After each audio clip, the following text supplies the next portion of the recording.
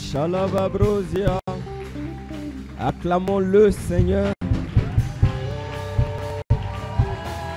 Tu as l'air fatigué d'acclamer déjà.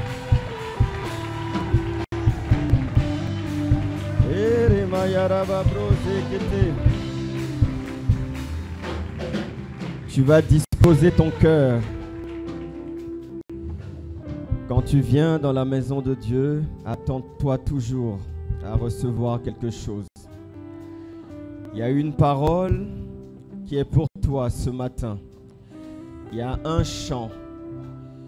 Il y a un frère, une sœur. Il y a quelque chose pour toi. Mais chaque fois que tu viens, attends-toi à recevoir quelque chose de la part du Seigneur. Ne viens pas par routine. Ne viens pas comme si c'était une habitude. Dimanche après dimanche, je viens et je repars. Je viens, j'entends, j'écoute et je repars. Viens avec une soif. Parce que Dieu répond à la soif de ses enfants. Viens avec un désir ardent de le rencontrer. Viens avec l'envie de le chercher. Parce qu'il se laisse trouver par celui qui le cherche. Si tu le cherches de tout ton cœur, bien-aimé, tu le trouveras. Et lorsque tu le trouves, il te donne une parole. La parole dont tu as besoin. La parole qui est nécessaire pour ta vie. La parole qui va te propulser dans le couloir de ta destinée. Ça sera ton partage ce matin dans le nom de Jésus.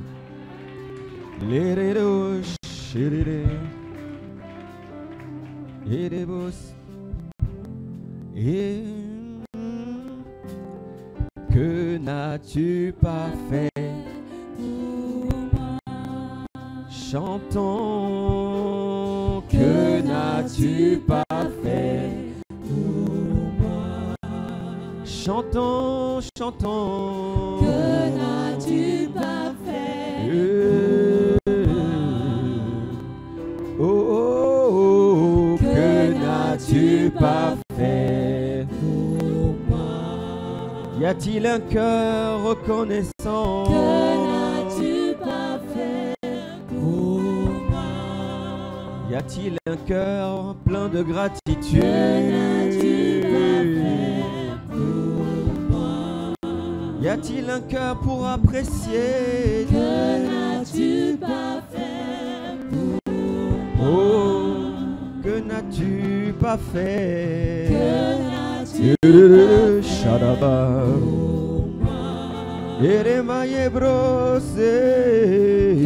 n'as-tu pas fait pour moi? Saint-Esprit, ce matin, nous avons besoin de toi.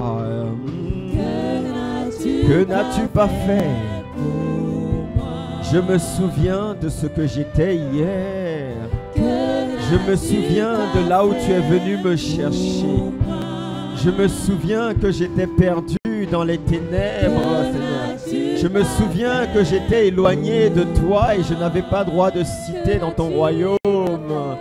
Je me souviens que j'étais délaissé, abandonné, sans espoir, sans espérance dans ce monde.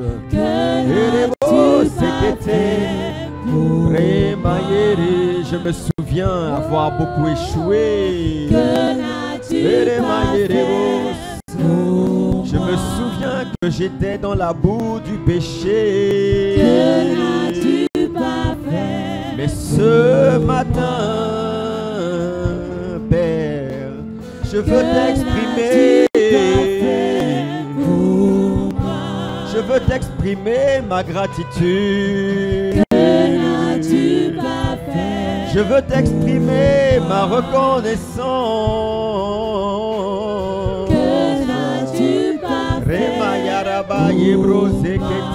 Mon âme, n'oublie pas, mon âme, souviens-toi. J'étais dans les ténèbres. Il m'a transporté. Il m'a emmené dans le royaume de lumière. J'étais dans la boue du péché. Il est venu et il m'a lavé. J'étais un vase sans utilité, un vase vil. Mais il est venu, il a fait de moi un vase d'honneur, un vase utile. Oh, que n'as-tu pas fait? Ce que les parents n'ont pas pu faire. Et des bosses. Personne ne l'a pu faire pour moi. Que n'as-tu pas fait? Que n'as-tu pas fait? Sur les oh, que n'as-tu pas fait pour moi? que serais-je? Que serais-je sans toi? Que serais-je sans toi? Que serais-je sans toi? Oh, Je ne suis rien sans toi. Que serais-je sans toi? Que serais-je sans toi? Que serais-je sans toi? Je ne suis rien. Je ne suis rien sans toi. Levons nos mains vers Jésus. Mes mains s'élèvent vers toi. Oh, Jésus. Devant toi je me prosterne. Jésus. Mes mains s'élèvent vers toi. Jésus.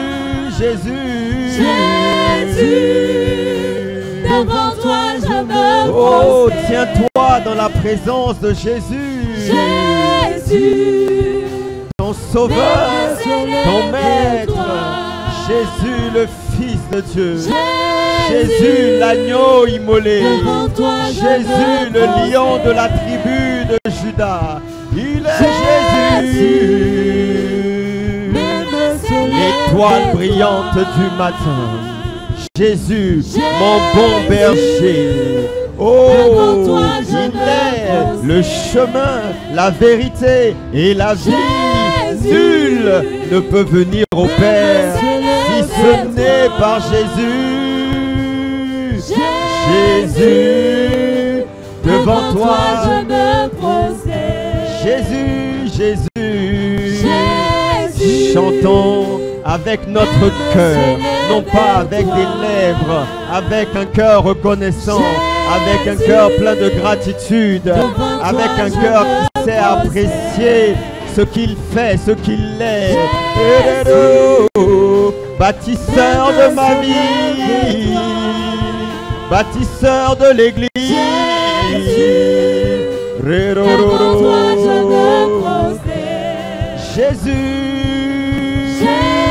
Jésus. Même s'élève. Oh mon Jésus. Devant toi je me prosterne. Jésus. Même s'élève vers toi. Oh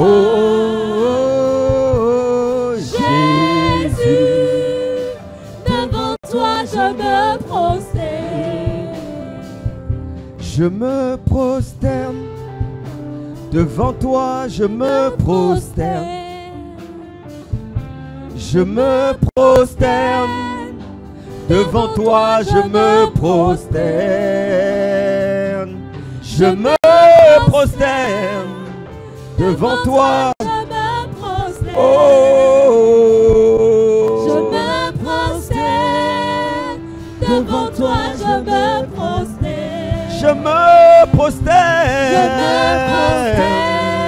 Devant toi je me prosterne. C'est mon cœur qui est prosterné. Devant toi je me prosterne. Je me prosterne. Je me prosterne. Devant Devant toi je me prosterne. Je me prosterne. Devant toi je me prosterne. Je m'humilie. Je m'humilie. Devant toi je m'humilie. Je m'humilie. Devant toi je m'humilie. Je m'humilie. Je m'humilie. Je ne suis pas digne de Devant toi. toi, je m'humilie. Mais tu as fait grâce, tu as trouvé Je bon m'humilie. de me faire grâce. Tu Devant m'as toi, accepté je tel que je m'humilie. suis. Je m'abandonne.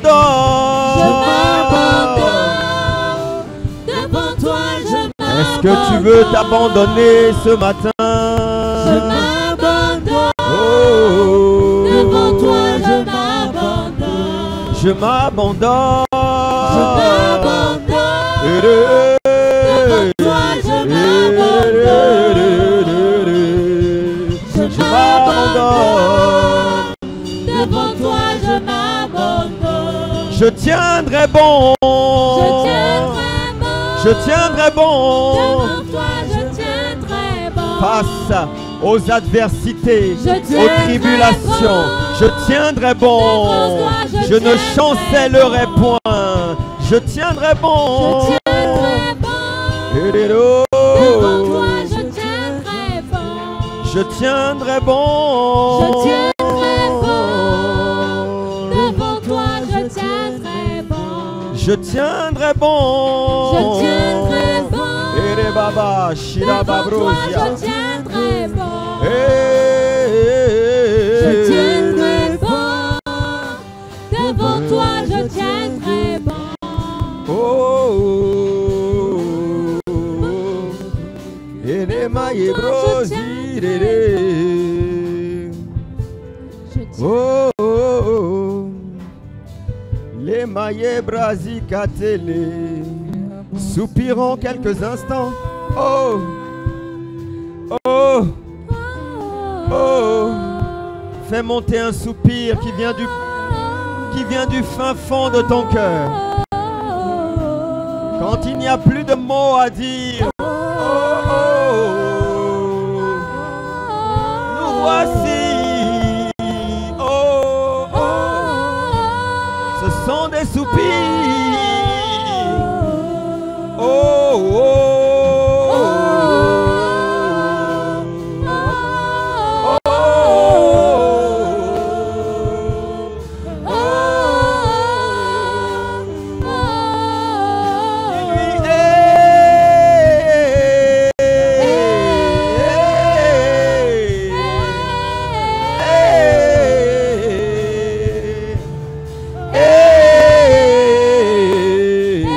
entends ces soupirs qui montent vers toi.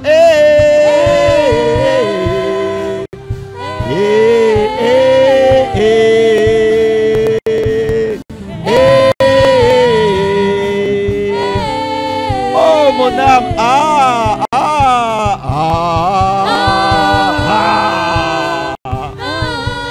ah, ah, mon Dieu.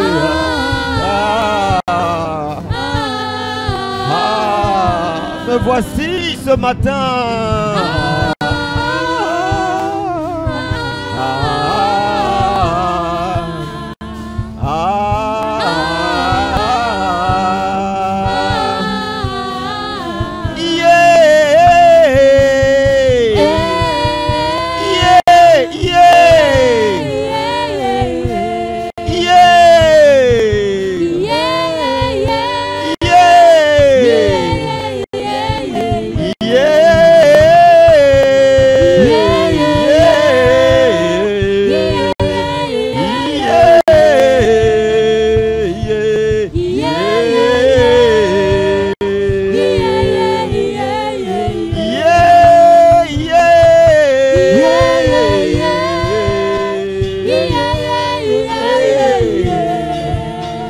Est-ce que tu peux contempler la latitude, la longitude, la hauteur, la largeur, la longueur, la profondeur de son amour pour toi?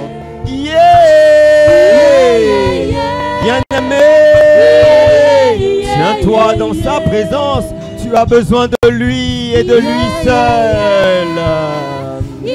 Il est ta source, tu es la ressource. C'est de lui que tu as été formé. Voilà pourquoi sans lui tu ne peux rien. Église, baye brosé. Yeah,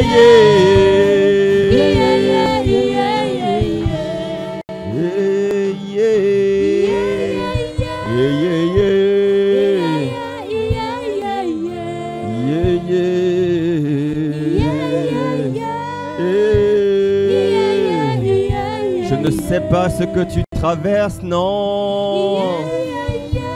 Mais alors que nous sommes dans cette atmosphère, je vois une main étendue. Sa main est étendue pour te localiser là où tu es.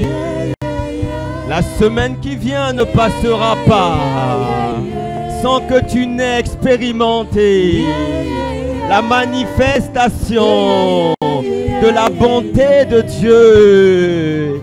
Il va faire infiniment, abondamment, au-delà de tes attentes. Il y a une prière qui n'avait pas été exaucée hier, dont l'exaucement vient maintenant.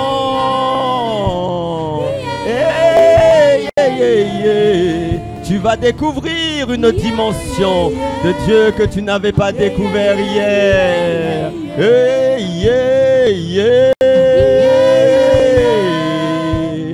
Là où tu étais fatigué, là où tu t'étais arrêté, il vient en toi par sa capacité pour te revêtir. Sa capacité vient sur toi maintenant. Elle vient en toi maintenant. Elle vient sur toi maintenant. Il te remplit. Et baba, si katalaba, et maye,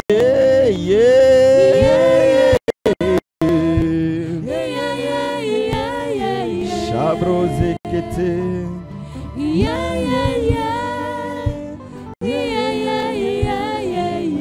Une dernière fois.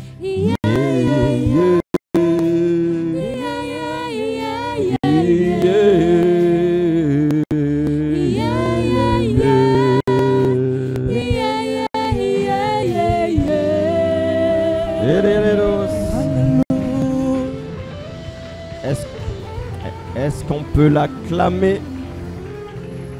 Pouvons-nous l'acclamer? Pouvons-nous l'acclamer? Pouvons-nous faire du bruit, du bruit, du bruit? Pousser des cris de joie. Vous tous habitants de la terre, que tous ceux qui respirent louent son nom. Célèbre-le ce matin. Alléluia. Gloire à Dieu. Gloire à Dieu. Amen. Nous pouvons prendre place dans sa présence. Merci. Que Dieu vous bénisse.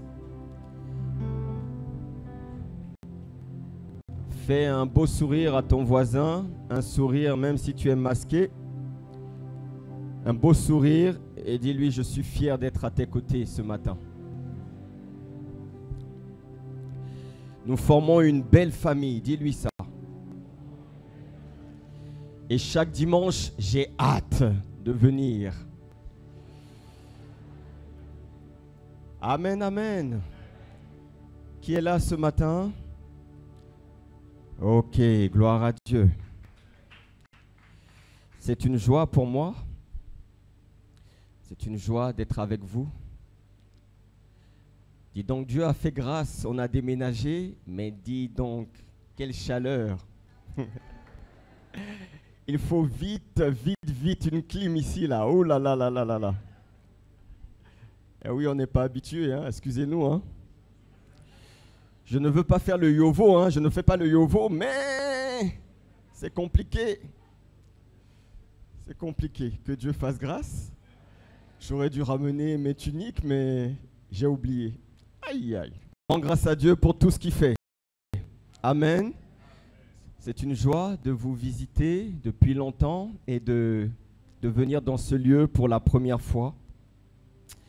J'aimerais vraiment saluer le leadership de votre pasteur et de son épouse, pasteur Teddy, et Apé Nadine, qui sont en mission. Ils sont en mission dans le pays.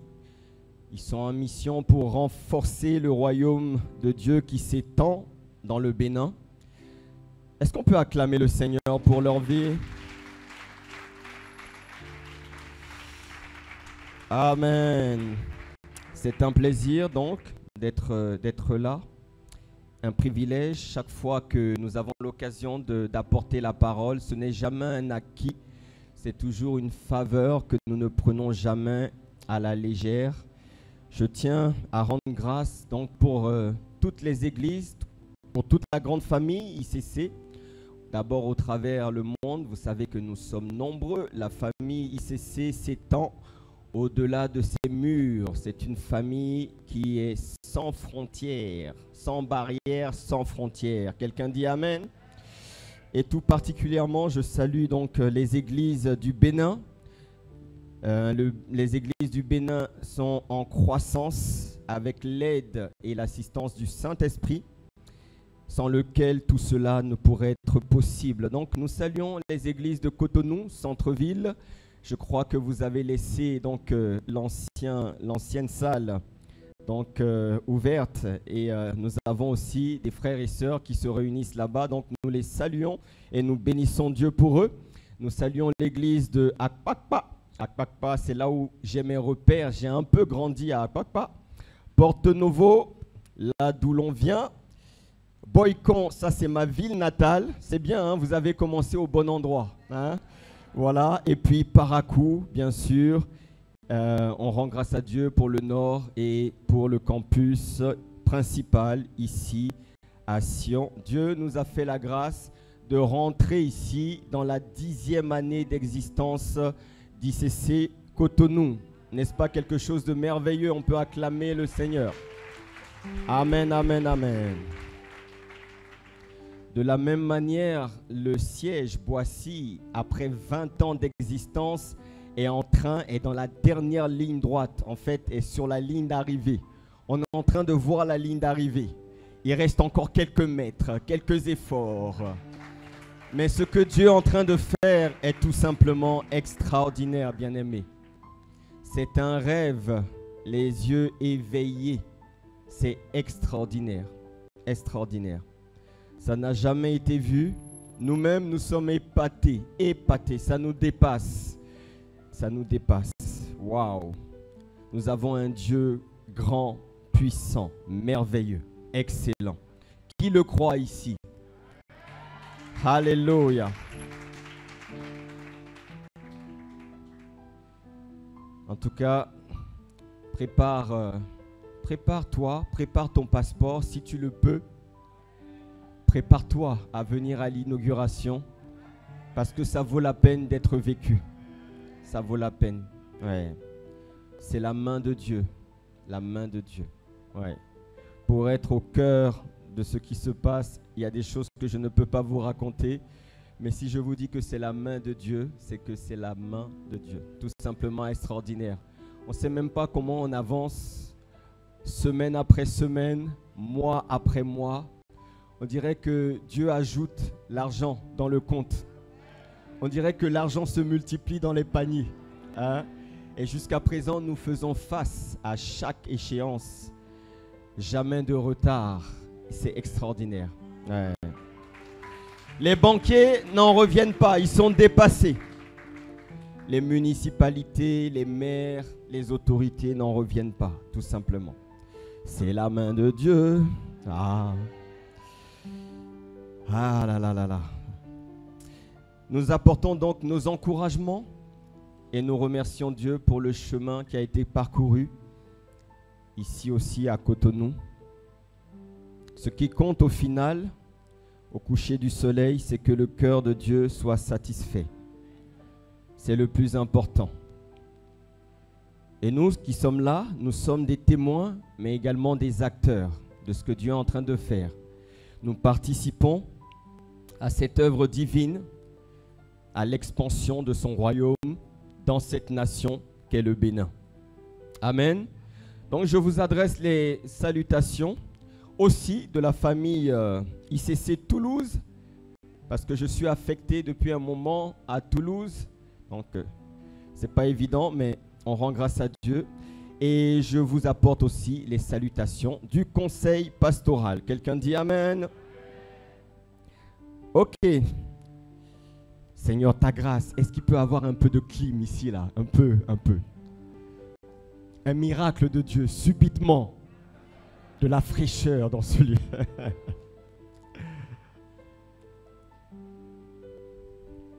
Gloire à Dieu. Nous sommes dans l'année de l'accomplissement de notre destinée. Qui le croit? Amen. Vous voyez, c'est la parole que Dieu a mis dans le cœur et dans la bouche de son serviteur. Année de l'accomplissement de notre destinée. Moi, je le crois. Je le crois et je le verrai s'accomplir dans le nom de Jésus. Je marche avec cette parole qui est gravée dans mon cœur. Année de l'accomplissement. Et nous avons pendant longtemps parlé des armes spirituelles, les armes de Dieu. Les armes de Dieu. Parce que Dieu a des armes à la disposition de ses enfants. Qu'est-ce qui se passe? Ce sont les enfants? Ok. Je croyais que c'était la fraîcheur qui était en train d'arriver. Merci Seigneur. Le titre de mon message pour ce deuxième service, c'est le même que ce matin, que le premier service. C'est la protection invisible accordée à ceux qui marchent par la foi. Quelqu'un dit Amen. La protection invisible accordée à ceux qui marchent par la foi. Vous savez, la parole de Dieu nous révèle des lois. La parole de Dieu nous révèle des principes que nous devons découvrir, que nous devons comprendre et que nous devons mettre en application. La Bible est un recueil de principes.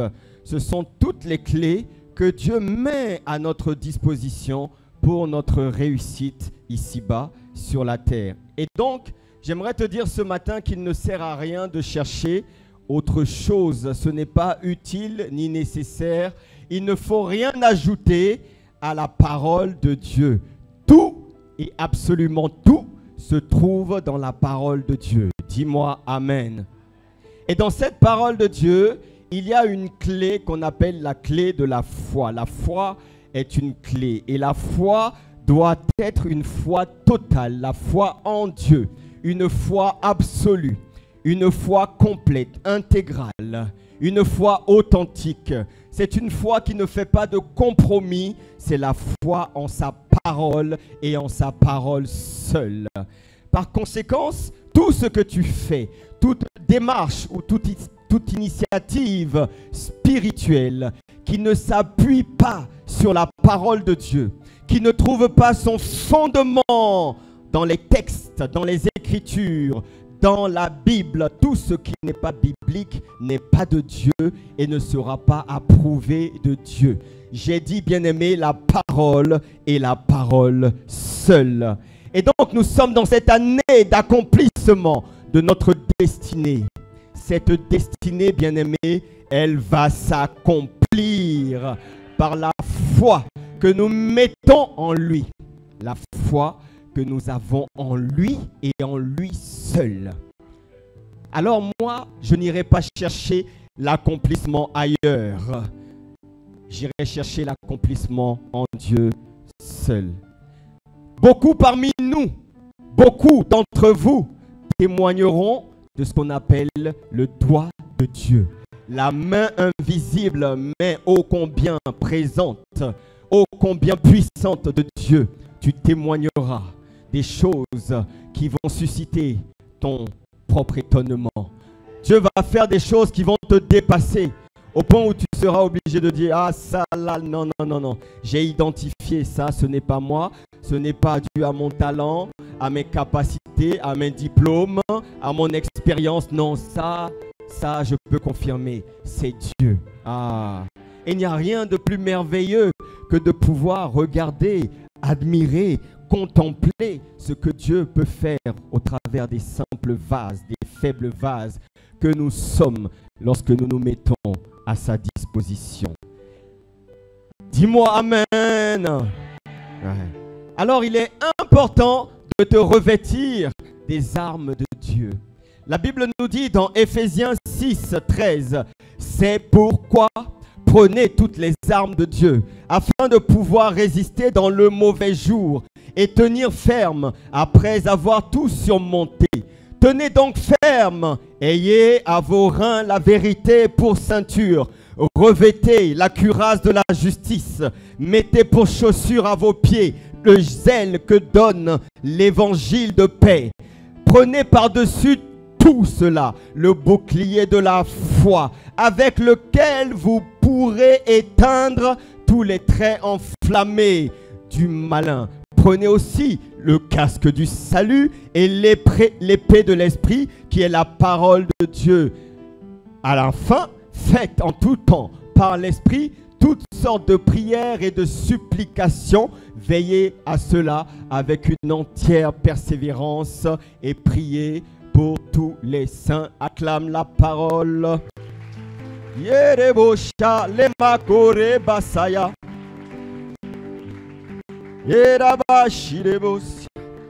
Vous voyez, ce passage nous parle des armes de Dieu qui sont au nombre de 7. La Bible mentionne la ceinture de la vérité, qui est un élément important de notre résistance face à Satan, pour le confondre, celui qui est le père du mensonge. Dieu t'appelle à être vrai, bien-aimé, vrai dans tes paroles, vrai dans tes actes, vrai dans ton comportement, dans ton attitude. Tu dois être vrai. Oui, c'est par notre ferme adhésion à la vérité de l'évangile. Parce que la Bible dit, vous connaîtrez. Vous connaîtrez quoi? Vous connaîtrez la vérité et cette vérité vous affranchira.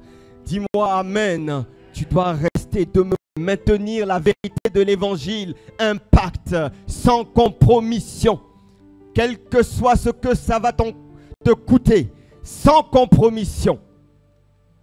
C'est la première arme. Ensuite, la parole mentionne la cuirasse de la justice.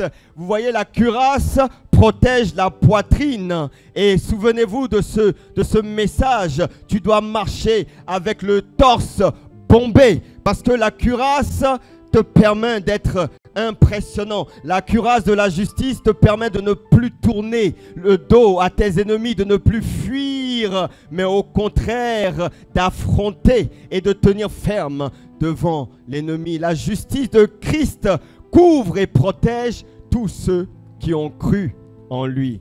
Dis-moi amen.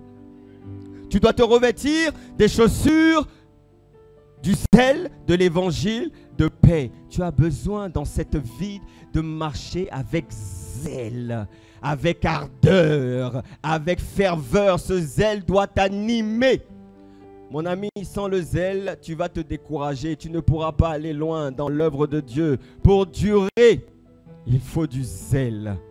Et il y a un zèle qui naît à la nouvelle naissance et qui te pousse à te lever, à vouloir témoigner partout de ce qu'il a fait, qui te pousse à te lever, à te dire, Seigneur, me voici, je veux te servir, utilise-moi, je n'ai pas la capacité, mais tu vois ma volonté, être un instrument entre tes mains.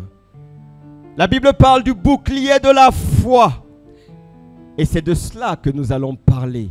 Notre foi en Dieu qui devient un rempart, qui devient une protection. Alléluia. La Bible parle du casque du salut. Je n'entends pas ton amen, bien-aimé. Dis-moi amen. Dis-moi encore amen.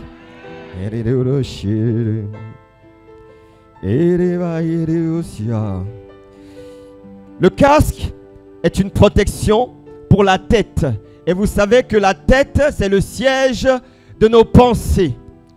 Et l'ennemi attaque beaucoup les pensées. Tu dois protéger tes pensées. Repousser les pensées qui ne sont pas de Dieu. Repousser les doutes. Tout ce que l'ennemi envoie pour t'assaillir.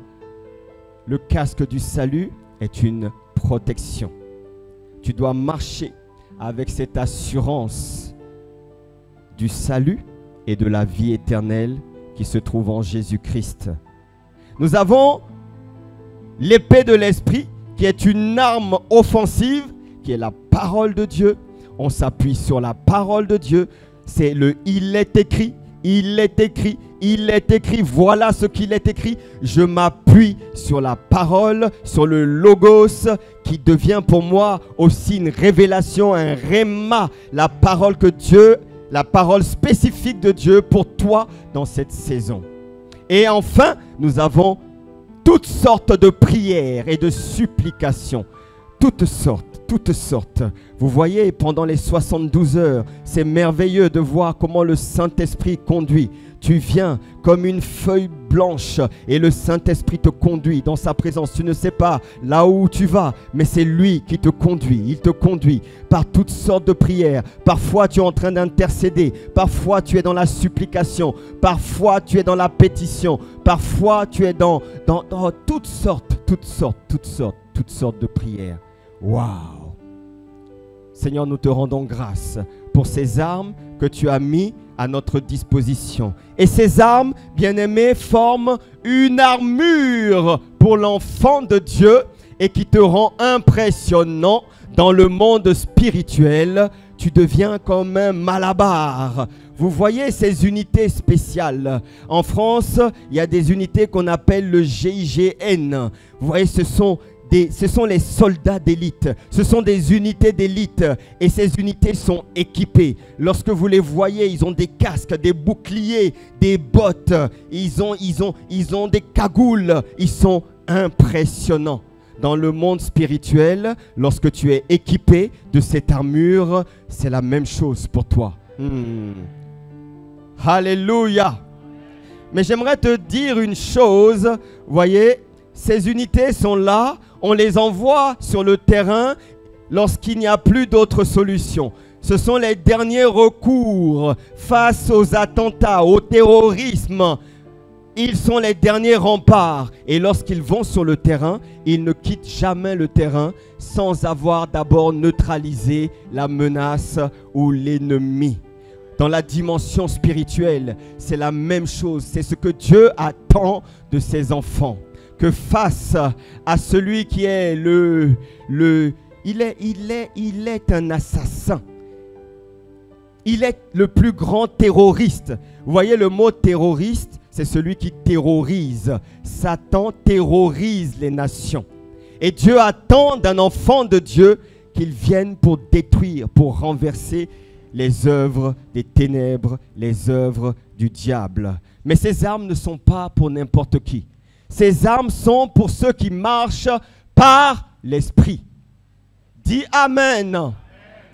Ces armes sont pour ceux qui ont décidé de marcher par l'Esprit et non plus par la chair.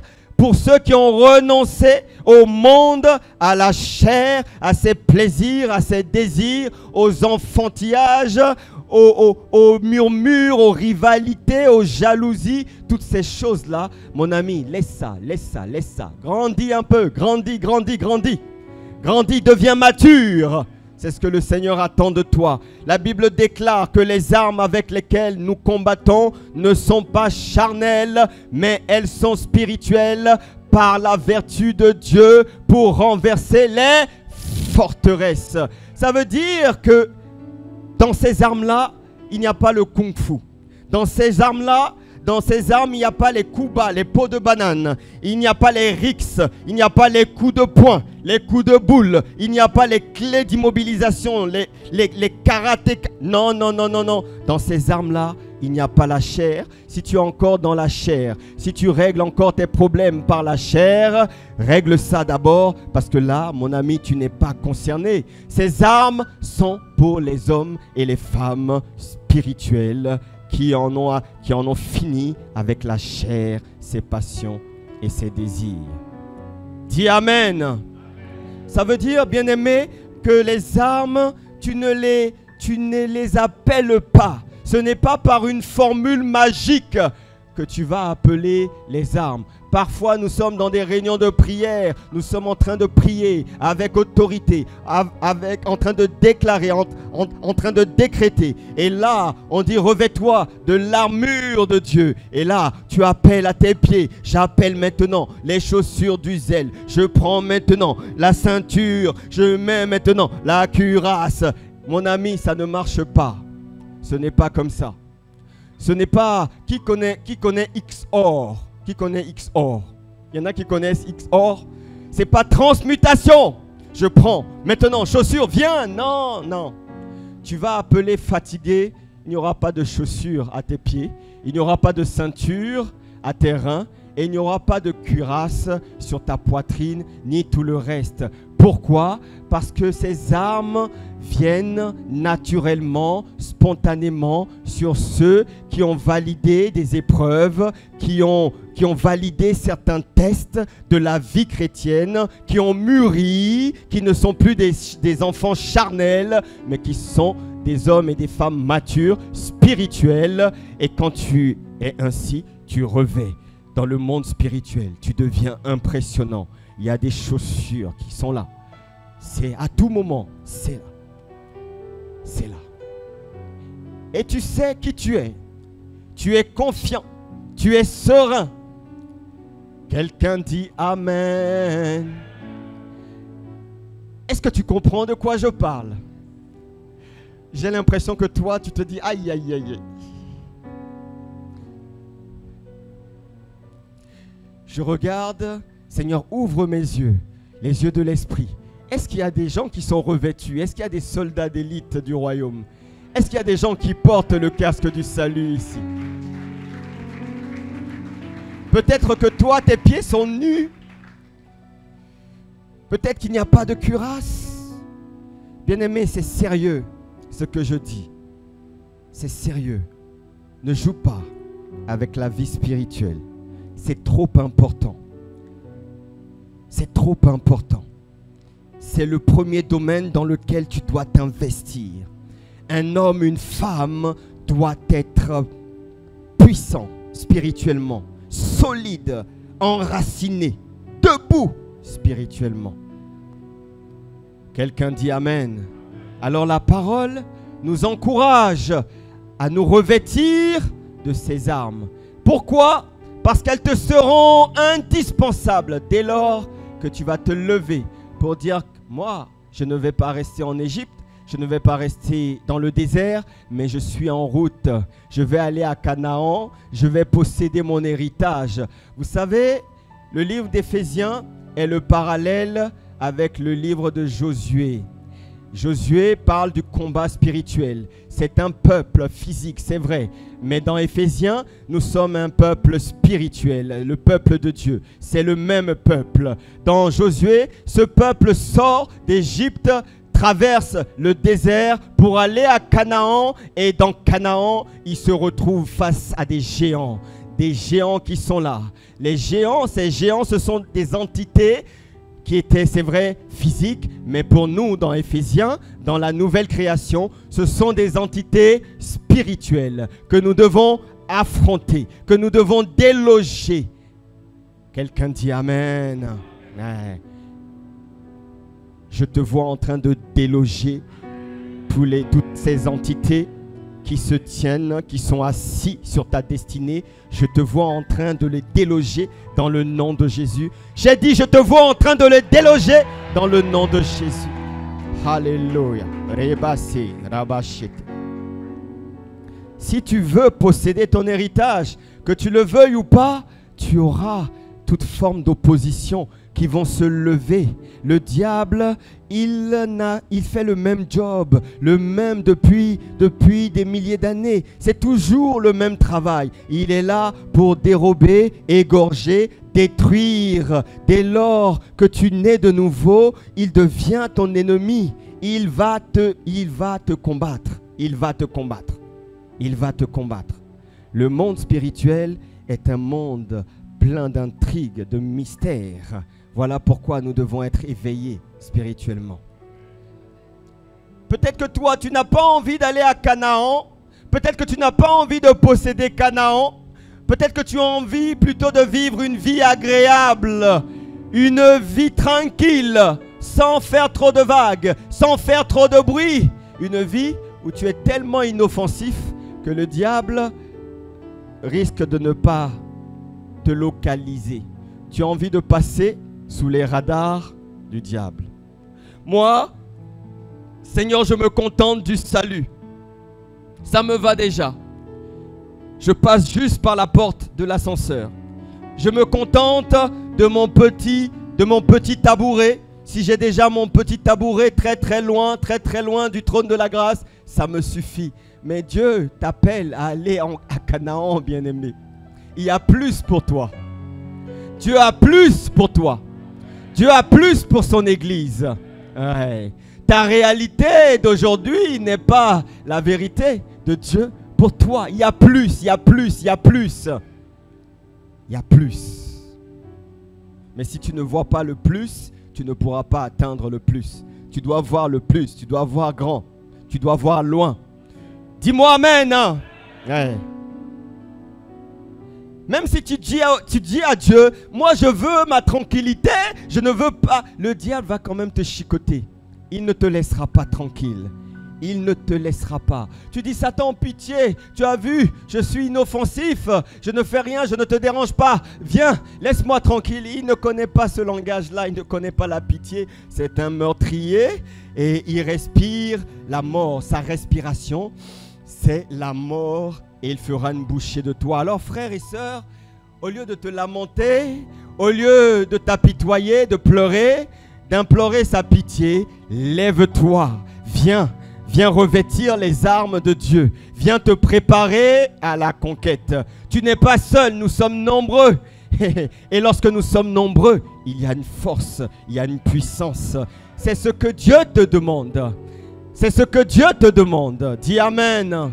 La Bible dit qu'il exerce nos mains au combat. Ouais. Alors la foi, elle fait partie des armes que nous devons absolument revêtir. Voyez-vous, vous devez comprendre que la foi joue un rôle important, un rôle essentiel, et la foi est un dispositif majeur dans le plan de rédemption de Dieu. Après le renoncement aux œuvres mortes, c'est-à-dire après la conversion, la Bible nous engage, nous demande de nous engager dans une vie de foi. C'est la foi qui vient juste après. La foi, la foi, la foi. Deux choses importantes. Avoir la foi en Dieu est une condition essentielle pour lui être agréable, c'est-à-dire pour lui plaire. Première condition, la foi en Dieu. Avoir la foi en Dieu est une condition essentielle pour lui être agréable.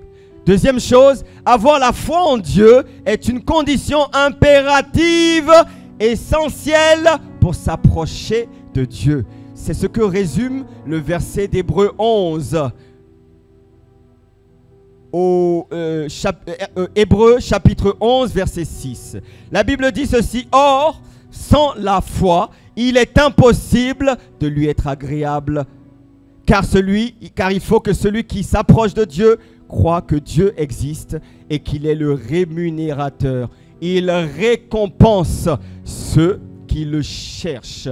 La foi est un dispositif majeur. Ce qui te rend agréable à Dieu, c'est la foi. Ce qui te rend agréable à Dieu, ce ne sont pas les prières forcément, tant de prières. Ce ne sont même pas tes offrandes.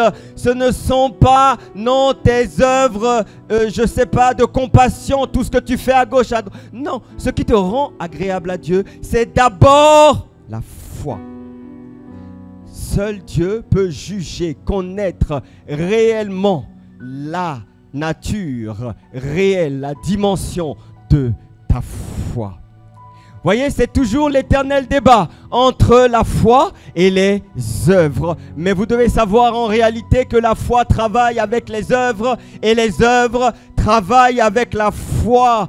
Sans les œuvres, la foi est morte, la foi est vaine. Et idem, sans la foi, les œuvres n'ont pas de sens. C'est ce que Jacques dit dans ce passage, Jacques 2, 14, « Mais frère, que sert-il à quelqu'un de dire qu'il a la foi s'il n'a pas les œuvres? La foi peut-elle le sauver? Si un frère ou une sœur sont nus et manquent de la nourriture de chaque jour, et que l'un d'entre vous leur dise, « Allez en paix, chauffez-vous et vous rassasiez », et que vous ne leur donniez pas ce qui est nécessaire au corps, à quoi cela sert-il?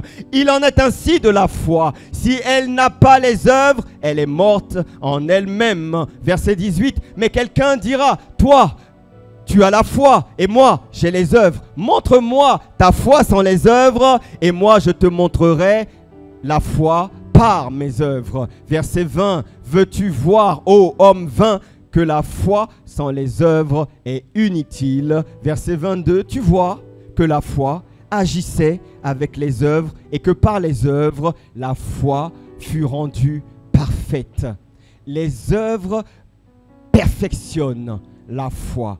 Il faut les deux, la foi et les œuvres. Quand on parle des œuvres, on parle du mot ergon. Ça veut dire le travail, les actes. Hein? Il ne suffit pas de dire j'ai la foi, je crois en Dieu, je suis converti. Il faut aussi que ta vie parle. Tes œuvres parlent pour toi. Tes actes, ton comportement, ton attitude doit parler et doit révéler, attester ta foi. Dis-moi amen. Ouais. Vous voyez, ce n'est pas parce que tu viens à toutes les réunions de l'église, tous les cultes, tous les programmes, que ta foi est nécessairement meilleure ou plus agréable à Dieu. Ce n'est pas parce que tu sers et qu'on t'appelle star international. Ce n'est pas parce que tu es responsable, ministre, pilote, berger. Il y a tant de titres à ICC. Ce n'est pas parce que tu accumules tous ces titres que tu es forcément agréable à Dieu. Laisse-moi te dire que parfois, le simple fidèle qui se tient là tranquillement et discrètement assis manifeste devant Dieu une foi qui lui est beaucoup plus agréable.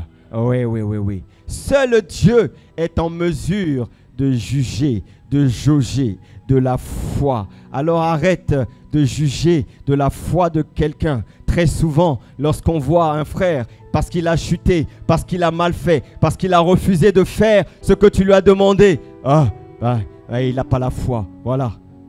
Gens de peu de foi. Ouais. Est-ce qu'il a même déjà été converti, celui-là? Il n'a pas de foi. Tu ne peux pas juger. Tu ne connais pas, tu ne sais pas. Tu ne connais pas sa relation. Tu ne connais pas les œuvres qu'il y a derrière. Seul Dieu peut t'en juger. C'est un principe important parce que Dieu nous montre cela. Dieu nous montre que ce n'est pas toujours celui à qui on s'attend qui est le plus agréable devant Dieu. Ce n'est pas toujours celui à qui on s'attend qui est validé devant Dieu. Dis-moi amen. Regardez dans le livre de Luc 18, 9, Jésus dit encore cette parabole en vue de certaines personnes se persuadant qu'elles étaient justes, ne faisant aucun cas des autres. Il dit, 2 hommes montèrent au temple pour prier. L'un était pharisien, c'est-à-dire un religieux, et l'autre était publicain. Le pharisien, debout, priait ainsi en lui-même. Ô Dieu, je te rends grâce de ce que je ne suis pas comme le reste de ces hommes, qui sont ravisseurs, injustes, adultères, ou même comme ce publicain. Moi, je jeûne 2 fois la semaine. Je donne la dîme de tous mes revenus. Vous voyez, ça c'est le genre de prière qui pue devant Dieu. Ça pue. Mais de l'autre côté, vous avez un publicain se tenant à distance. Il n'osait même pas lever les yeux. Non. Il était là, tête baissée, les yeux vers le bas, comme pour rentrer à l'intérieur de lui-même, pour se juger lui-même, pour se sonder lui-même, pour s'éprouver lui-même. Il dit, ô Dieu, sois apaisé envers moi. En d'autres termes, ô Dieu, aie compassion de moi.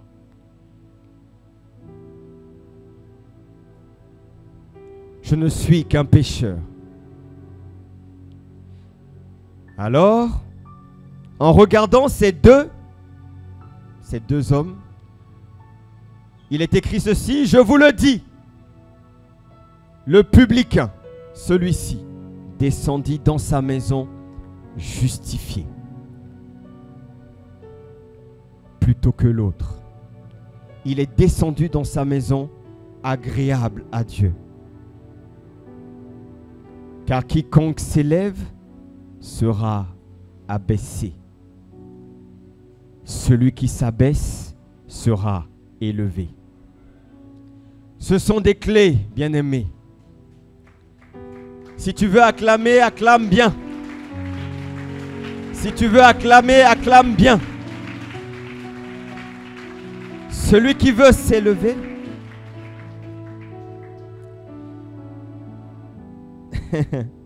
c'est une réalité, bien-aimé. Laisse Dieu t'élever. Dans Marc 12, 41, nous avons encore cette histoire. Tout ça pour montrer, bien-aimé, vous ne savez pas. Seul Dieu peut juger de la nature de la foi d'une personne. Jésus, s'étant assis vis-à-vis du tronc, regardait comment la foule y mettait de l'argent. Plusieurs riches mettaient beaucoup d'argent. Mais il vint aussi une pauvre veuve et elle y mit 2 petites pièces faisant un quart de sou. Alors Jésus, ayant appelé ses disciples, leur dit, je vous le dis en vérité, cette pauvre veuve a donné plus qu'aucun de ceux qui ont mis dans le tronc. Car tous ont mis de leur superflu, mais elle a mis de son nécessaire tout ce qu'elle possédait, tout ce qu'elle avait pour vivre. Vous voyez la dimension de foi de cette femme. Tout ce qu'elle avait, elle a déposé, elle a semé pour Dieu. Le Seigneur nous donne des leçons à partir de ces 2 passages et il nous révèle que celui qui est agréable à Dieu, bien-aimé, ce n'est pas toujours celui auquel on pense. La foi du pharisien, du religieux, n'était pas plus agréable à Dieu que celle du publicain, c'est-à-dire du pécheur, parce que lui s'est humilié devant Dieu. Les œuvres des riches qui semblaient mettre beaucoup d'argent dans le tronc n'étaient pas non plus agréables à Dieu que celle de cette pauvre veuve qu'il a donné de son nécessaire. Bien-aimé, ne juge pas quelqu'un parce qu'il a mal fait hier, parce qu'il a chuté hier, parce qu'il a commis des erreurs. Ne le juge pas. Ne définis pas sa foi en fonction de cela. Ne condamne pas, jamais. Si elle a chuté hier, alors ne remets jamais sa foi en question. Parce que tu ne sais pas la relation avec Dieu. Seul Dieu peut jauger, seul Dieu peut juger de notre foi. Dis-moi amen. Ouais. Même pour s'approcher de Dieu, le chercher, le rencontrer, même pour s'approcher, ce n'est pas n'importe qui. Toi et moi, nous n'avons pas la même proximité avec Dieu. Toi et ton voisin, vous n'avez pas la même proximité. Celui qui s'approche de Dieu doit avoir la foi, doit croire que Dieu existe et qu'il rémunère ceux qui le cherchent. Quelqu'un dit amen. Ma définition de la foi dont je parle, est celle-ci. La foi, c'est lorsque tu crois que Dieu est tout et qu'il peut tout. C'est bien parfois de donner des définitions simples qu'on arrive à retenir. La foi, c'est lorsque tu crois que Dieu est tout et qu'il peut tout. Bien-aimé, est-ce que c'est ton cas? Est-ce que tu crois qu'il est tout? Est-ce que tu as d'autres options? Est-ce que tu as un plan B, C, D? Moi, je crois qu'il est tout et qu'il peut tout. Il n'y a rien d'autre. Juste Dieu, rien que Dieu. Vous voyez, foi vient du mot pistis et ce mot veut dire conviction. C'est la conviction que Dieu existe, la conviction que Dieu est réel, la conviction que Dieu est le créateur, la conviction qu'il est le maître de toutes choses, celui qui pourvoit et celui qui nous accorde un salut, un dessein pour l'éternité au travers de Jésus-Christ. Alors, la foi, elle croit en Dieu seul. Il y a ici une notion d'exclusivité. Dieu est un Dieu jaloux et il ne partage pas sa gloire avec personne. La foi croit en Dieu seul. La foi place sa confiance en Dieu seul. La foi s'appuie sur Dieu seul. La foi s'attend à Dieu seul. Lorsque je lève les yeux vers les montagnes, d'où me viendra le secours? Le secours me viendra de l'Éternel et de lui seul. Je te vois atteindre cette dimension de foi dans le nom de Jésus. J'ai dit, je te vois atteindre cette dimension de foi dans le nom de Jésus. Ça vient sur toi maintenant, maintenant, maintenant, maintenant. Alléluia. Vous voyez, bien-aimé, Abraham, on ne peut pas parler de la foi sans parler de la référence de la foi. Abraham avait en Dieu une telle confiance. Abraham croyait Dieu. Il ne doutait pas un seul instant. Abraham voyait Dieu comme étant le tout, capable de tout. Dans le livre d'Hébreux 11, au verset 8, la Bible dit que c'est par la foi qu'Abraham, lors de sa vocation ou lors de son appel, si vous voulez, obéit et partit pour un lieu qu'il devait recevoir en héritage et qu'il partit sans savoir où il allait. Parfois, Dieu nous laisse dans l'inconfort, dans l'incertitude.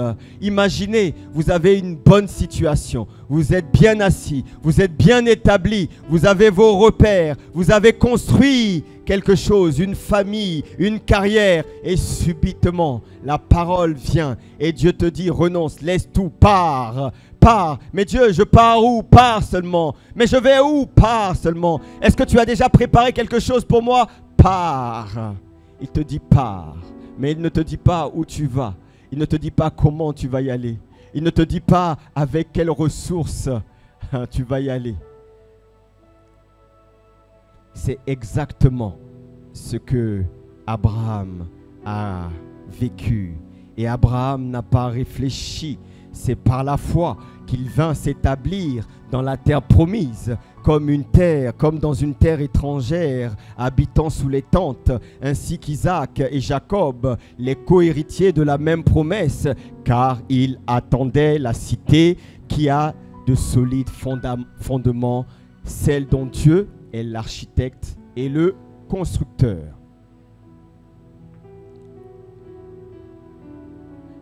Lorsque vous regardez les clés, les principes qui sont dans la parole, vous devez ensuite aller regarder nos modèles, ceux que la Bible appelle des héros, ceux qui sont des témoins et qui ont mis en pratique ces principes-là. Ils n'avaient pas le Saint-Esprit en eux, mais ils mettaient en pratique les principes de Dieu. Comment Abraham a-t-il mis en pratique la clé de la foi? il y a eu un moment décisif, un point culminant dans la relation entre Dieu et Abraham. Abraham et Dieu. Ce point, ce moment décisif, c'est lorsque Dieu vient voir Abraham. Abraham a déjà 100 ans. Il a attendu longtemps l'enfant de la promesse. Et il a eu cet enfant à 100 ans. Dans sa vieillesse, et Dieu lui dit maintenant, Abraham, viens, tu sais l'enfant là, le fils, l'unique, prends-le et va dans le pays de Morija. Et tu iras dans l'une de ces montagnes que je t'indiquerai pour sacrifier l'enfant. Oh là là! Est-ce que vous pouvez imaginer la scène? C'était son enfant, celui qu'il avait attendu si longtemps, qu'il avait espéré, l'enfant de la promesse. Et là, Dieu vient lui dire, prends l'enfant, va le sacrifier. Mon enfant, mon bébé à moi. Oh Dieu! Abraham a dû se dire, aurait pu se dire, à juste raison, mais qu'est-ce qui arrive à Dieu? Mais Dieu, qu'est-ce que tu fais? Pourquoi tu fais ça? Est-ce que tu as perdu la tête? Pourquoi tu me malmènes de la sorte? Tu m'emmènes droit dans le mur. Qu'est-ce qui te prend? Mais quand vous regardez la parole de Dieu, vous êtes simplement émerveillé, simplement sidéré de voir qu'Abraham, il n'a pas d'état d'âme. C'est un homme de foi. Dieu lui a parlé, il a dit, yes, sir.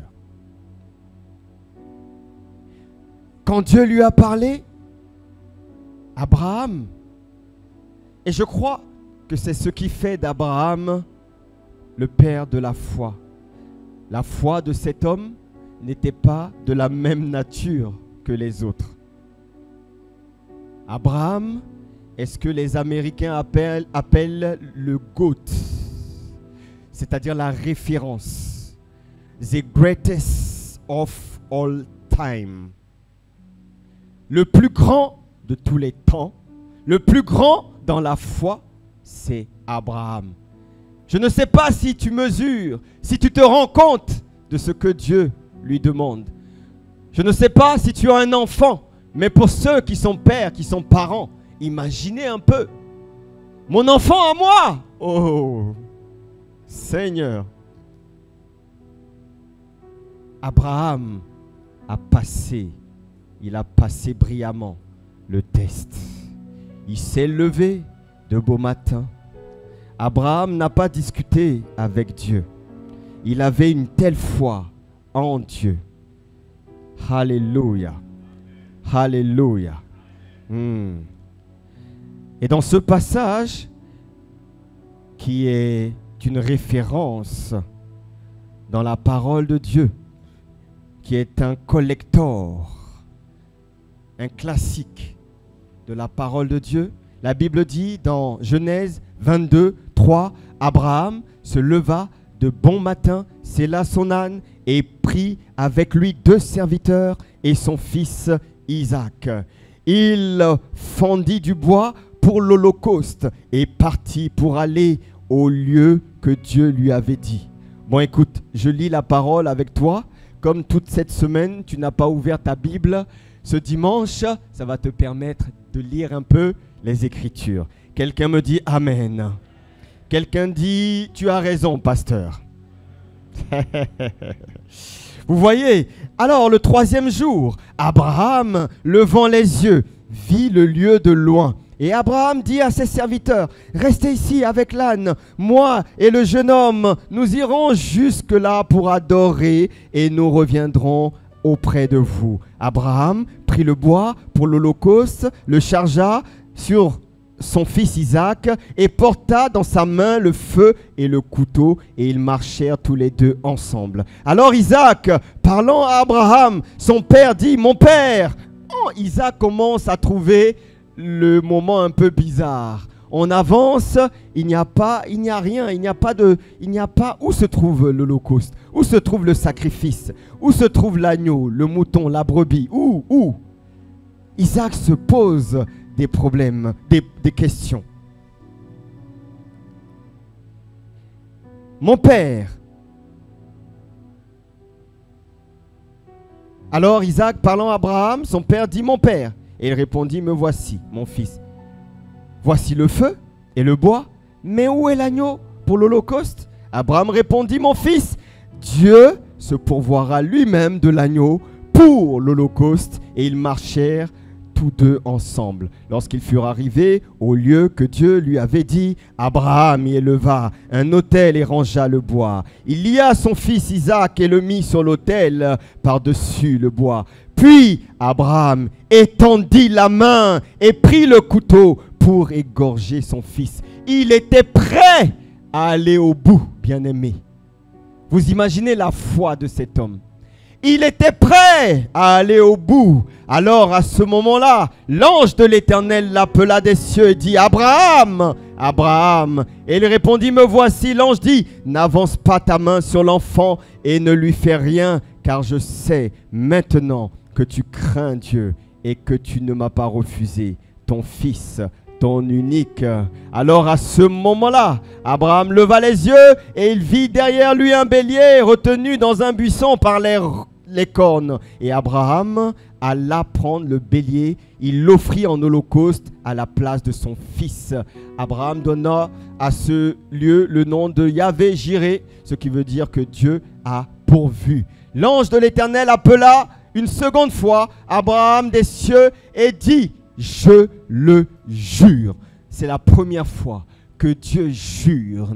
Il jure, il fait serment. Je jure par moi-même, parole de l'Éternel, parce que tu as fait cela et que tu n'as pas refusé ton fils, ton unique, je te bénirai et je multiplierai ta postérité comme les étoiles du ciel et comme le sable qui est sur le bord de la mer. Et ta postérité possédera la porte de tous tes ennemis. Waouh! Quelle histoire magnifique! Acclame le Seigneur pour la parole. Je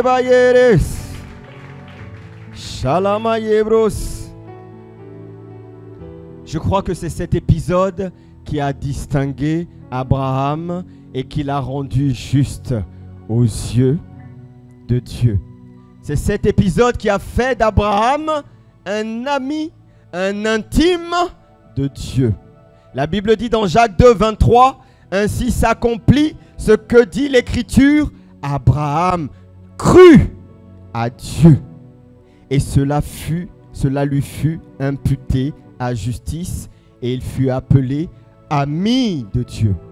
La version Semeur dit, ainsi s'accomplit ce que l'Écriture déclare à son sujet et Dieu, en portant sa foi à son crédit, l'a déclaré juste et l'a appelé son ami.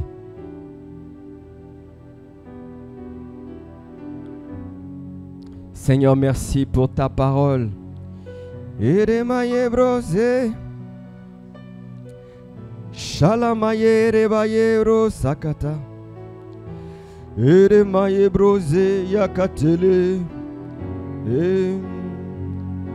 Oh, ramène-moi sur ta parole.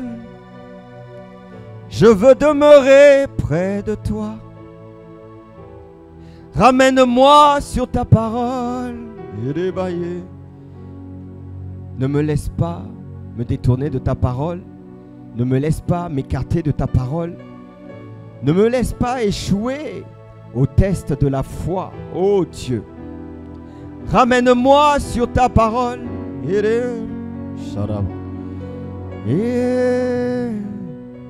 Alors, je suis en train d'atterrir. J'ai dit la protection invisible. La protection invisible. Cette protection invisible que reçoivent ceux qui revêtent les armes de Dieu, ceux qui marchent par la foi. ils obtiennent une protection. Parce que la foi, en réalité, bien-aimé, est un bouclier. Nous parlions des armes de Dieu. Éphésiens 6,16 dit, prenez par-dessus tout cela. Prenez par-dessus tout cela, le bouclier de la foi, avec lequel vous pourrez éteindre tous les traits enflammés du malin. Le bouclier est une arme défensive de première catégorie. C'est le bouclier de la foi. Il sert à te protéger. Il sert à parer les attaques, les assauts des ennemis qui t'entourent. Et je te garantis que lorsque tu vas dans Canaan, les ennemis sont nombreux. Mais la foi est ce bouclier qui surplombe tous les autres armes. La foi te permettra d'éteindre les traits enflammés de l'ennemi. Parce qu'il y a des traits enflammés. Mais encore faudrait-il, bien-aimé, que tu sois revêtu de ces armes. Que tu décides désormais de marcher par l'Esprit afin de revêtir les armes de Dieu puissantes, efficaces.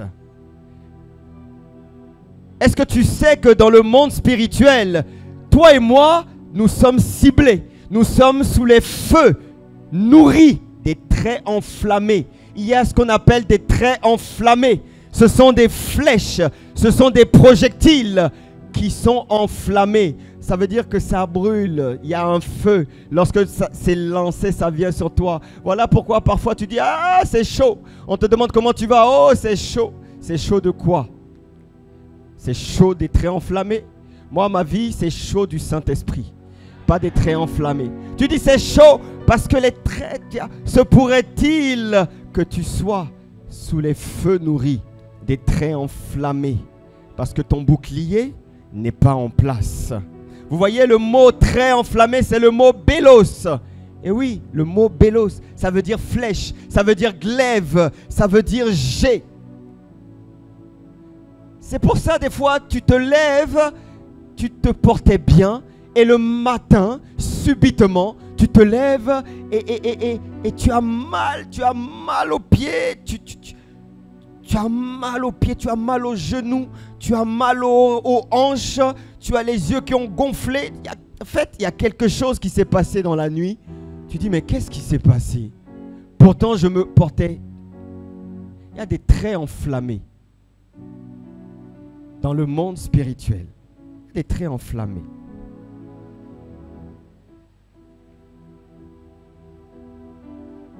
Il y a des gens,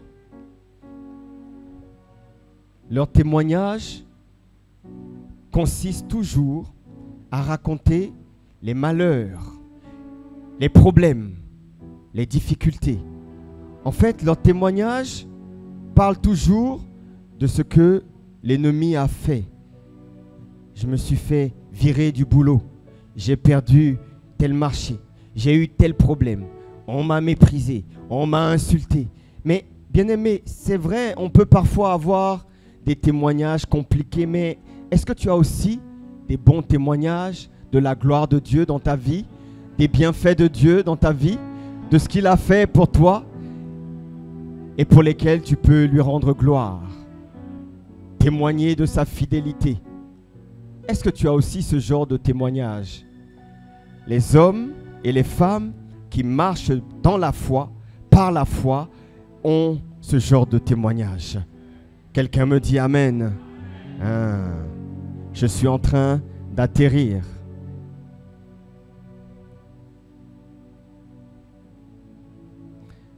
La Bible dit dans le psaume 11:2, car voici, les méchants bandent l'arc, ils ajustent leurs flèches sur la corde pour tirer dans l'ombre sur ceux dont le cœur est droit. Vous voyez? C'est un projectile qui te cible dans le monde spirituel. Mais je déclare, je proclame et je décrète que ces traits enflammés, elles cessent dans ta vie maintenant au nom de Jésus-Christ.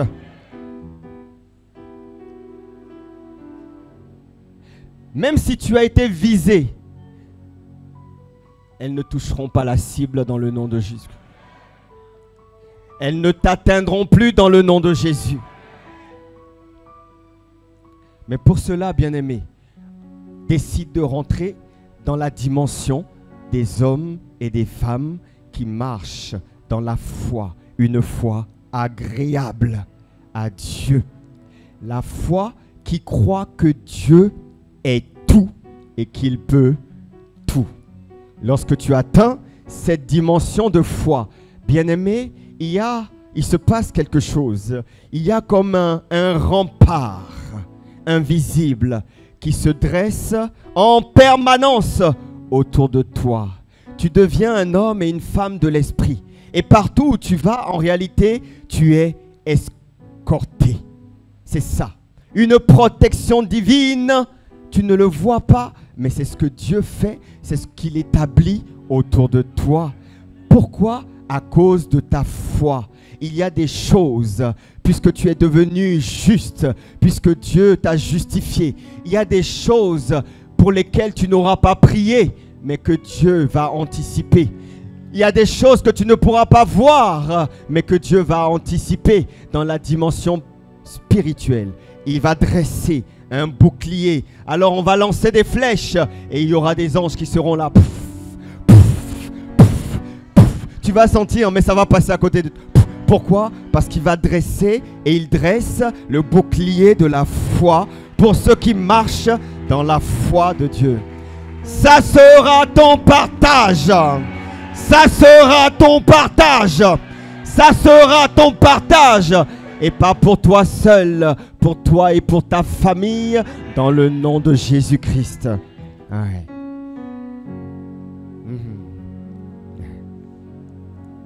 Bouclier de la foi. Vous voyez, dans Genèse 15, la Bible dit, après ces 15:1, après ces événements, la parole de l'Éternel fut adressée à Abraham dans une vision, et il dit, Abraham, ne crains point, je suis ton bouclier. Je suis ton bouclier, et ta récompense sera grande. Vous voyez, lorsque Dieu te dit de marcher par la foi, c'est pour toi, c'est pour ta protection, c'est pour te sécuriser, bien-aimé. Dis Amen. Ouais, c'est pour ton propre bien. C'est pour ton propre bien. Ouais. Par ta mesure de foi, tu es en train d'autoriser Dieu à prendre en main toutes les situations invisibles de ta vie. Vous savez, il y a des choses pour lesquelles je ne me bats plus. Il y a des choses pour lesquelles je ne me défends plus.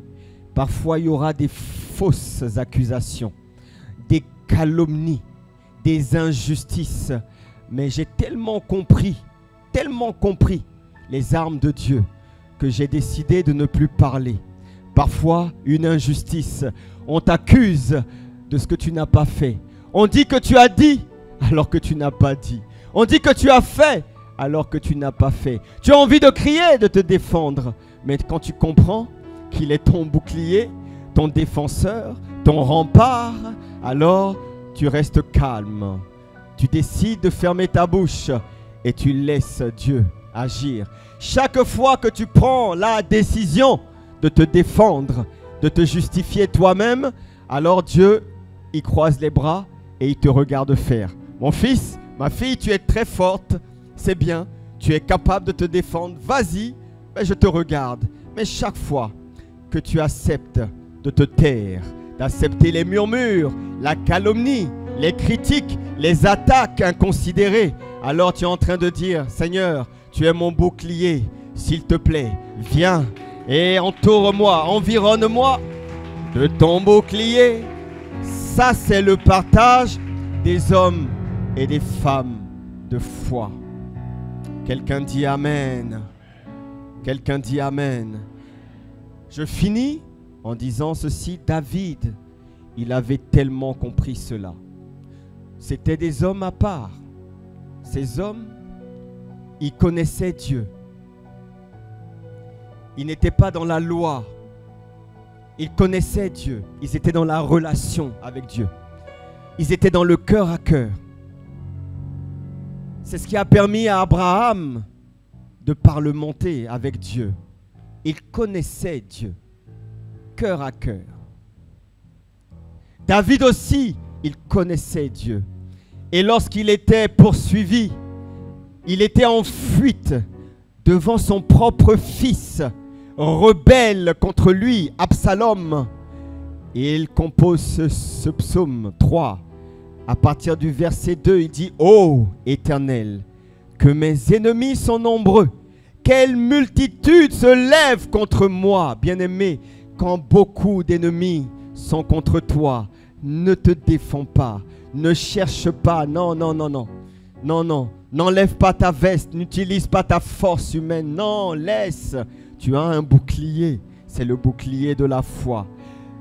David dit, combien qui disent à mon sujet, plus de salut pour toi auprès de Dieu. Mais toi, ô Éternel, tu es mon bouclier, tu es ma gloire et tu relèves ma tête. Ô Seigneur, tu es merveilleux, tu es merveilleux, tu es merveilleux.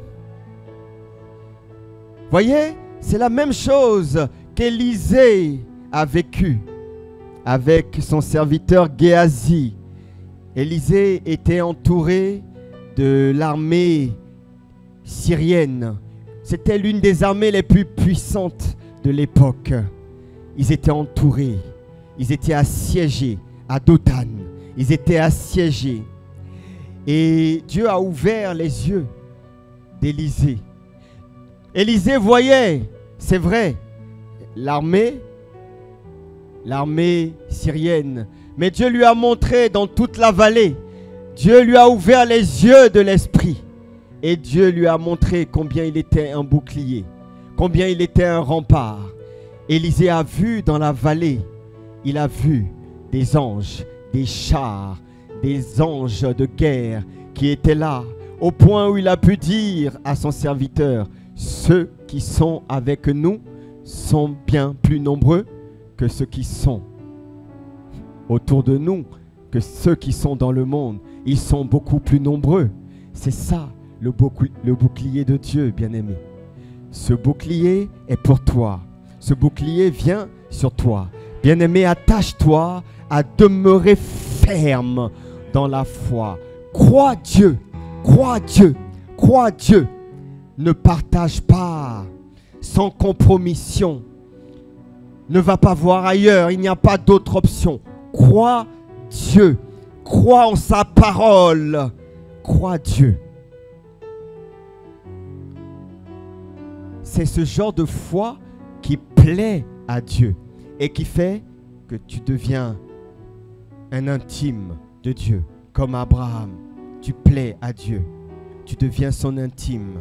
Et lorsque tu deviens son intime, alors il te protège, alors il est temps, il brandit son bouclier, le bouclier de la foi. Partout où tu vas, les traits enflammés sont éteints. Ils ne t'atteindront plus, ils n'atteindront plus ta famille, tes enfants, ton foyer, ton futur, ta destinée. Dans le nom de Jésus, je le déclare, je le prophétise, je le décrète. Il en sera ainsi pour toi dans le nom de Jésus. Est-ce que tu peux te lever dans sa présence? Les babrosés qu'étaient. Et juste quelques instants, tu vas soupirer devant Dieu, tu vas soupirer, chacun pour lui-même, tu vas soupirer, tu vas soupirer. Si tu veux cette protection invisible, si tu veux qu'elle te soit accordée, demande à Dieu une mesure de foi. Une foi forte, une foi solide, une foi grande, une foi affermie, une foi inébranlable, une foi qui ne doute pas, qui bannit les doutes, qui bannit la peur, qui bannit la crainte. Bien-aimé, élève la voix pour toi quelques instants. Restons dans cette atmosphère. Oui, oh de soupirs. Parfois, quand tu ne sais pas quoi dire, moi j'ai appris à soupirer. J'ai appris à crier à Dieu. Je veux cette mesure de foi. Une foi qui te plaît à toi et à toi seul. Une foi qui est agréable à Dieu, Seigneur. Ma foi est pour toi. Ma foi est en toi. Ma foi n'est pas pour un homme. Je ne veux pas plaire à un homme. Je ne veux pas plaire à une église. Je ne veux pas plaire même à un responsable. Non, tant que je te plais à toi seul, Seigneur, cela me suffit. Ma quête, c'est toi, Seigneur. Mon désir, mon obsession, c'est toi. Et toi seul. Tu connais la nature de ma foi. Toi seul peux en juger. Alors je veux me présenter à toi ce matin afin de recevoir une mesure supplémentaire. Déverse cette mesure de foi dans ma vie.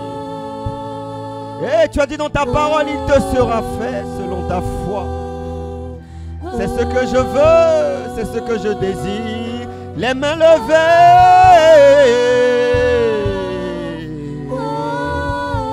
Les mains levées. Si tu t'attends à recevoir, ce matin tu recevras. C'est aussi simple que ça. Ne complique pas Dieu. Il veut ta foi. Il cherche ta foi.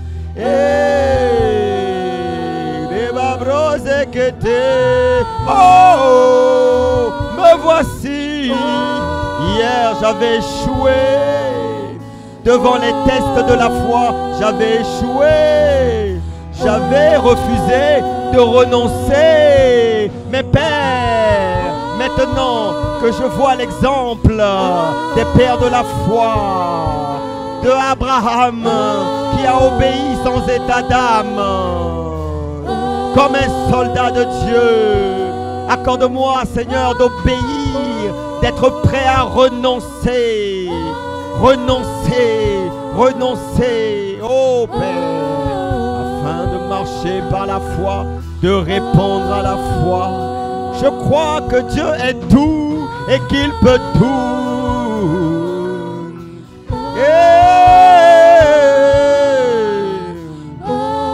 Si mon voisin ne le veut pas, en tout cas moi je suis candidat, Père, je suis candidat. Ebrozekete, brozikata, la makata karazia, les mabrozekete. Là où tu étais ciblé, désormais un bouclier invisible est dressé.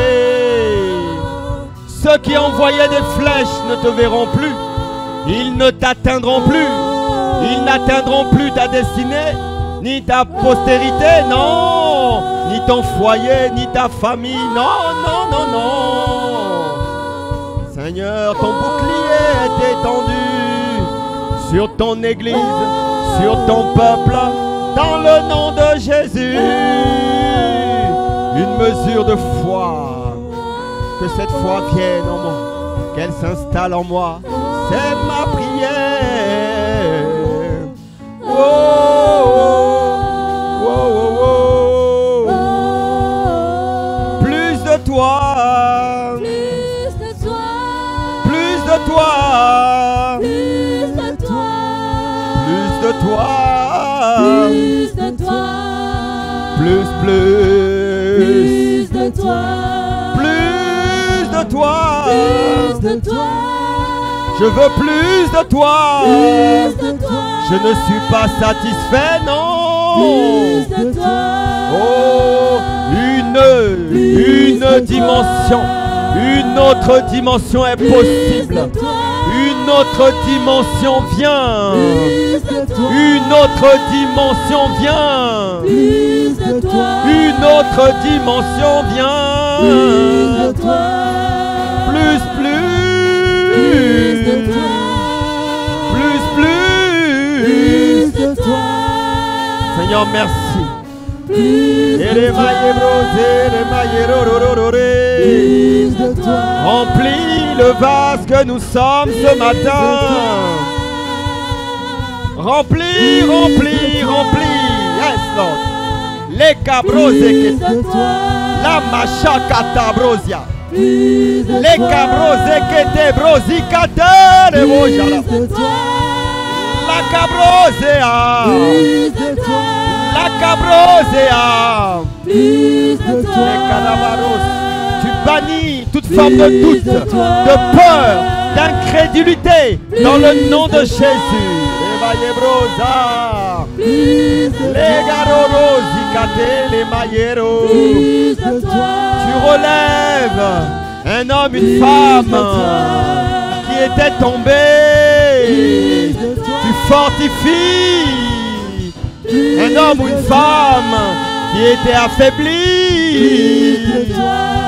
Celui qui était découragé reçoit maintenant la foi de Dieu, la foi qui déplace les montagnes, la foi qui renverse les œuvres de l'ennemi, la foi ferme, une foi inébranlable, la foi de Dieu. Merci pour ce bouclier. Les babros, Plus de toi. les maillebrosica. Plus de toi. Père, merci. Qu'il en soit ainsi. Merci pour cette parole. Elle ne reviendra pas à toi sans avoir accompli ses desseins dans la vie de mes bien-aimés. Tu nous fais rentrer dans une autre dimension de foi, Seigneur. Nous te supplions, fais-le. Seigneur, fais-le. C'est notre prière, c'est notre désir, c'est notre demande ce matin. Merci, dans le nom le plus beau, dans le nom le plus merveilleux, dans le nom de notre Seigneur Jésus-Christ.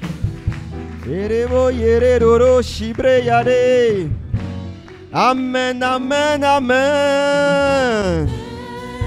Amen, amen, amen. Amen, amen, amen. Amen, amen, amen, amen. Amen, amen, amen.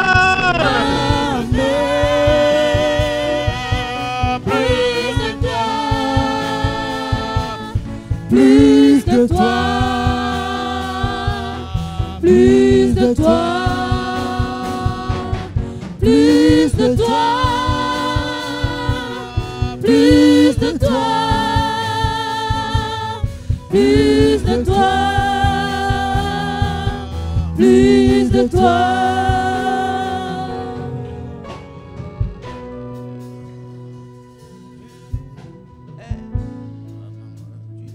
Tu es mon bouclier.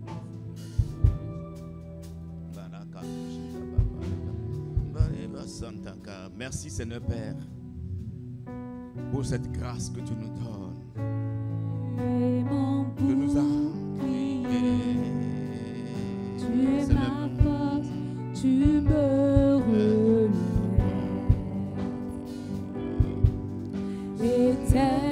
Éternel, tu es mon bouclier.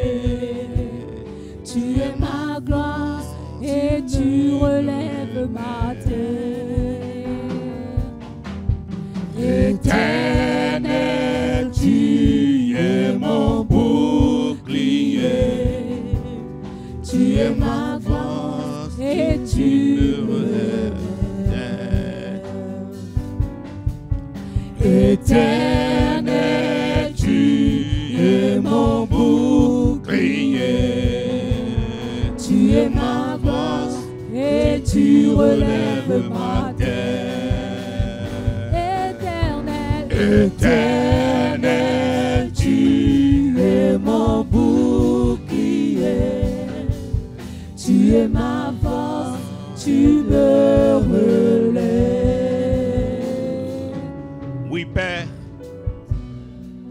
bénissons, nous élevons, nous magnifions ton nom cet après-midi pour cette grâce que tu nous as accordée de pouvoir venir te rendre un culte digne de ce nom. Merci parce que c'est toi qui nous revêt de ce bouclier de la foi. Tu es notre bouclier et tu es notre forteresse. Et Seigneur, en utilisant ton serviteur, tu boostes la foi de tout un chacun de nous ce matin. La foi sans laquelle personne ne peut te plaire. La foi sans laquelle personne ne peut te voir. Seigneur, tu rends notre foi inébranlable, ferme, efficace. Une foi qui nous permet de porter ce bouclier et de pouvoir éteindre tous les traits enflammés de Satan contre nous, contre ton Église.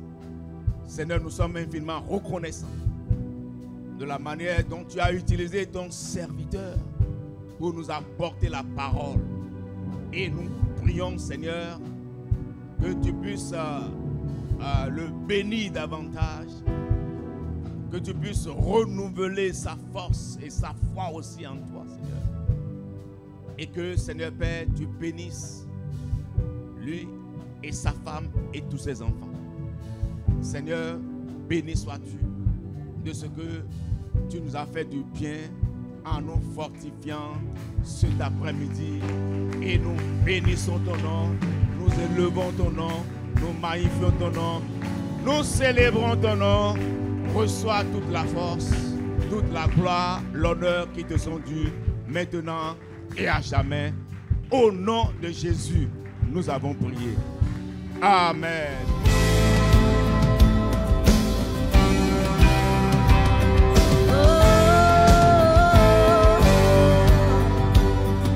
Bonjour Majesté, je m'appelle Fofo Fraîche. Chaque dimanche, voici comment tu peux faire pour apporter ta dîme et ton offrande avec MTN. Étape 1, étoile 400 dièse. Étape 2, saisir 2, Momo Pay. Étape 3, saisir 1, achat de biens et services. Étape 4, saisir le numéro 69 14 51 12. Étape 5, renseigner le montant, ensuite le motif de votre transaction, dîme, don, offrande, etc. Étape 6, entrez votre code PIN personnel. Le nom qu'est-ce que fera votre transfert est Impact Centre Chrétien T2M. Avec Flouze, étoile 155, étoile 4, étoile 1, étoile 11, 314, étoile le montant de votre offrande ou de votre dîme, étoile 1, étoile votre code secret, dièse. Que chacun donne comme il a résolu en son cœur, sans tristesse ni contrainte, car Dieu aime celui qui donne avec joie. À bientôt. Sur l'amour triomphe toujours. Oh,